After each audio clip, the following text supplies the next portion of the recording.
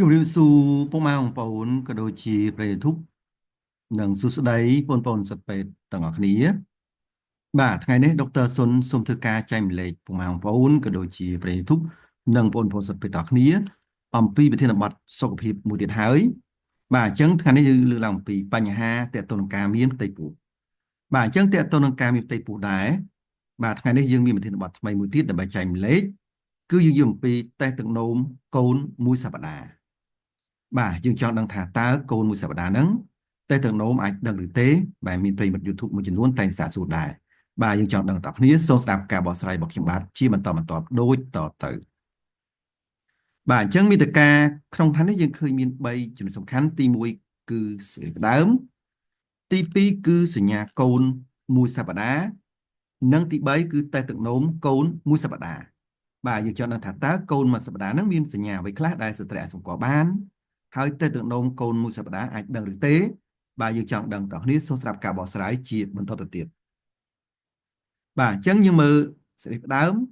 កូនមួយសប្តាហ៍គឺមានន័យថាកូនអាយុ7ថ្ងៃពេលនោះគឺកូនទើបតែកាច់សម្បុកចូលទៅក្នុងសន្ទប់រដូវរបស់ស្បូនគឺមិនទាន់ចូលស៊ុបចូលទៅក្នុងសន្ទប់រដូវនៅឡើយទេហើយអំប្រយ៉ងគឺមានលក្ខណៈជាគំនោកោសិកានៅឡើយ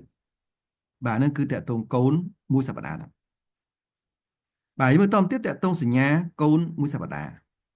តើសញ្ញាកូនមួយសប្តាហ៍ហ្នឹងមានសញ្ញាអ្វីខ្លះដែលស្ត្រីអាចសម្គាល់បាន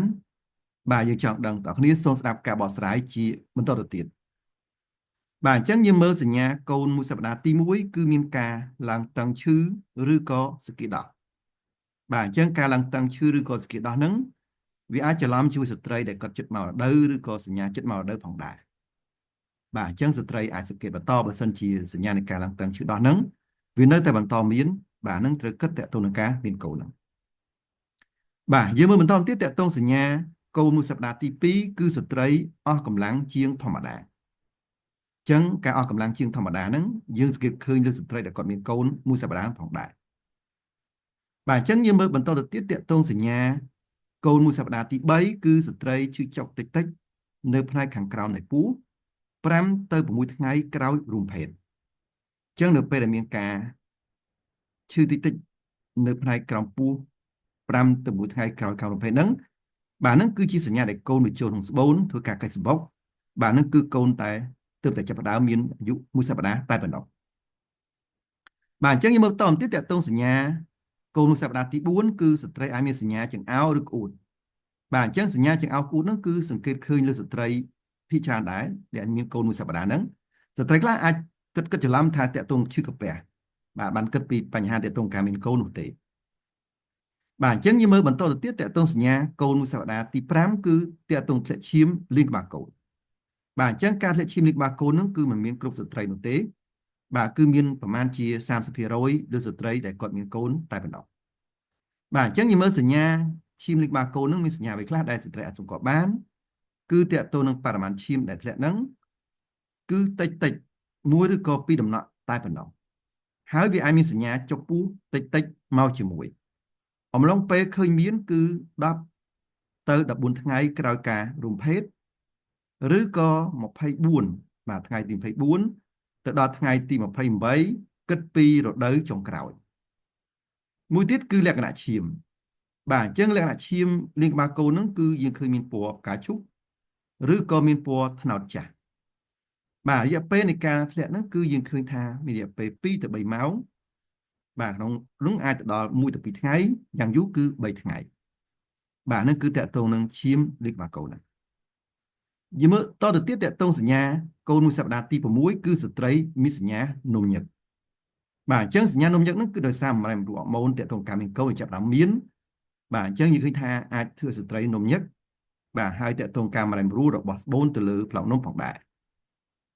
បាទអញ្ចឹងយើងមើលបន្តទៅទៀតតកតងសញ្ញាកូនមួយសប្តាហ៍ទី7គឺសីតុណ្ហភាពរាងកាយរបស់ស្ត្រី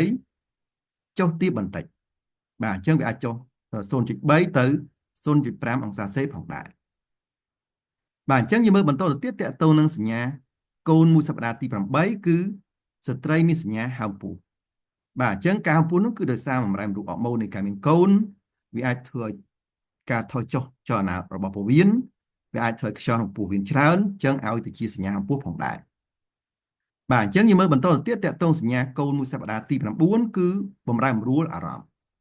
បាទអញ្ចឹងបញ្ហាបំរែបំរួលអារម្មណ៍ហ្នឹងយើងសង្កេតឃើញលើស្ត្រីដែលគាត់មានកូនបាទចាប់ពីមួយសប្តាហ៍ឡើងទៅយើងឃើញមានផងដែរបាទយើងមើលតទៀតតកតងនឹងសញ្ញាកូនមួយសប្តាហ៍ទី10គឺតកតងនឹងដឹងញៀននៃការធំក្លិនការឡើងបាទអញ្ចឹងតកតងការដឹងញៀននៃការធំក្លិនការឡើងហ្នឹងគឺដោយសារបំរែបំរួលអរម៉ូនតកតងនឹងការមានកូនហ្នឹងឯងបាទអញ្ចឹងទាំងអស់ហ្នឹងគឺជាសញ្ញាសំខាន់ដែលយើងឃើញមានតកតងនឹងសញ្ញាកូនមួយសប្តាហ៍បាទអញ្ចឹងយើងមើលជាបន្តទៀតតកតងតេស្តទឹកនោមកូនមួយសប្តាហ៍បាទអញ្ចឹងសំណួរញឹកញាប់ដែរដែលប្រិយមិត្ត YouTube មួយចំនួនដែលគេទៅសាកសួរមកខាងយើងខ្ញុំថាតើកូនមួយសប្តាហ៍ហ្នឹងតេស្តទឹកនោមដឹងឬទេបាទអញ្ចឹងដើម្បីបកស្រាយអស់ចម្ងល់អំពីសំណួរហ្នឹងសូមស្ដាប់ការបកស្រាយជាបន្តទៅទៀតអញ្ចឹងយើងមើលការបញ្ជាក់កូនមួយសប្តាហ៍អញ្ចឹងគេថាតេស្តទឹកនោមទៅពោះมันអាចដឹងថាមានកូនមួយសប្តាហ៍នោះទេបាទអញ្ចឹងថាតេស្តទឹកនោមគឺអត់ទាន់ឃើញទេកូនមួយសប្តាហ៍តែអត់ទាន់ឃើញទេព្រាក៏អត់ដែរគឺមានការសង្កេតបាទយើងមានតែការសង្កេតទៅលើរោគសញ្ញាមានកូនតែប៉ុណ្ណោះអញ្ចឹងបើសិនជាមានសញ្ញាមានកូនក្នុងនឹងច្រើនតទៅមួយសប្តាហ៍នឹងច្រើនអានឹងយើងដឹងថានឹងគឺមានកូនមួយសប្តាហ៍ចំណែកឯការពិនិត្យឈាមរោគអរម៉ូន ACG ហើយនឹងការអេកូផ្ទៃពោះក៏ពុំទាន់ឃើញមានដែរអញ្ចឹងបូមឈាមទៅមើលអរម៉ូន ACG ដែលបញ្ចេញពីកូននឹងមកកោសិកាសុខរបស់កូននឹងក៏អត់ទាន់ឃើញដែរបាទហើយអេកូផ្ទៃពោះក៏អត់ទាន់ឃើញឬក៏អេកូតាមធីមីក៏អត់ទាន់ឃើញដែរកូនមួយសប្តាហ៍ហ្នឹងបាទនេះគឺតកតទៅនឹងការបញ្ជាក់អំពីកូនមួយសប្តាហ៍ចឹងបើសិនជាស្ត្រីមានសញ្ញាសង្ស័យអំពីការមានកូនច្បាស់អំពីការមានកូនយើងឃើញថាខាងភាសាដូចខ្ញុំផ្ដល់សេវាពិនិត្យស្រាវជ្រាវការរោគមានការមានកូនដំបូងរបស់ស្ត្រីក្នុងម្លាយសម្រុំផងដែរបាទធ្វើការប្រឹក្សាសុខភាពតាមលេខ Telegram 3ខ្សែគឺ092 59 350 088 3132 225ហើយនឹង016 58 57 64ផងដែរហើយបើចង់រកទីតាំងយើងមានមធ្យោបាយ2គឺអាច scan តាម QR code ឬក៏មើលតាមផែនទីផ្ទាល់បាទអញ្ចឹងបើលោកស្រីក៏មាន iPhone អាចចូលក្នុង App Store ស្វែងរកកម្មវិធី QR code reader ដំឡើងកម្មវិធីនឹងមកបើកម្មវិធីនឹង scan លើ QR code យើងខ្ញុំគឺ load Google Map ឃើញទីតាំងខ្ញុំហើយឬក៏លោកស្រីមានទូរស័ព្ទផ្សេងក្រៅពី iPhone អាចចូលក្នុង Google Play ឬ Play Store បាទស្វែងរកកម្មវិធី Google Lens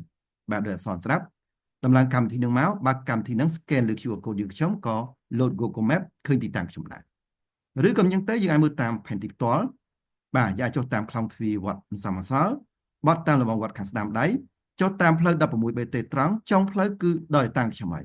ឬក៏យ៉ាងទៅអាចចុះតាមផ្លូវតផុនច្រកចូលទៅមុខហាង Pizza Company តែម្ដងបើសិនបានពុកម៉ែបងប្អូនក៏ដូចជាប្រិយមិត្តទាំងអស់ចង់តាមដានព័ត៌មានសុខភាពថ្មីៗទៅថ្លៃច្រើនទៀតអាចចូលរួមជាមួយនឹង Channel Telegram យើងខ្ញុំបានគឺ MD Coxon Official បាទធ្វើការ scan QR code ទៅដើម្បីចូលក្នុង Channel យើងខ្ញុំចុច Subscribe ឬក៏ Join ដើម្បីតាមដានព័ត៌មានសុខភាពថ្មីៗដែលថ្លៃច្រើនទៀតផងដែរបើសិនបើពុកម៉ែបងប្អូនក៏ដូចជាប្រិយមិត្តទាំងអស់ចង់ទទួលបាននូវវីដេអូអប់រំសុខភាពថ្មីៗបន្ថែមទៀតទាក់ទងនឹងជំងឺរោគស្ត្រីសញ្ញានៃការមានកូនសញ្ញានៃការមានកូនធម្មតាបាទតេស្តនានានៅក្នុងផ្នែកជំងឺរោគស្ត្រីក៏ដូចជាជំងឺផ្សេងៗទៀតហើយនឹងការយល់ដឹងអំពីថ្នាំនិងវ៉ាក់សាំងបាទយាយចូលក្នុង YouTube Channel វាយពាក្យ Dr. Sun បាទអក្សរ D ធំ O តូច dot ដក clear S អក្សរធំ UNN បាទ Dr. Sun ដូចអក្សរស្រាប់បាទចុច search ស្វែងរកទៅពេលហ្នឹងឃើញ logo របស់យើងខ្ញុំហើយចូលក្នុង channel ចុចពី subscribe និងរូបកណ្ដឹងបាទចុចពី subscribe និងរូបកណ្ដឹងគឺសម្រាប់អ្នកថ្មីៗដែលមិនទាន់បាន subscribe អញ្ចឹងនៅពេលដែលយើងផុសវីដេអូលើក្រោយនឹងឃើញក្នុង YouTube ជាបន្តបាទជួយ subscribe ម្នាក់មួយដើម្បីលើកទឹកចិត្តក្នុងការធ្វើវីដេអូជាបន្តទៀតបាទសូមអរគុណ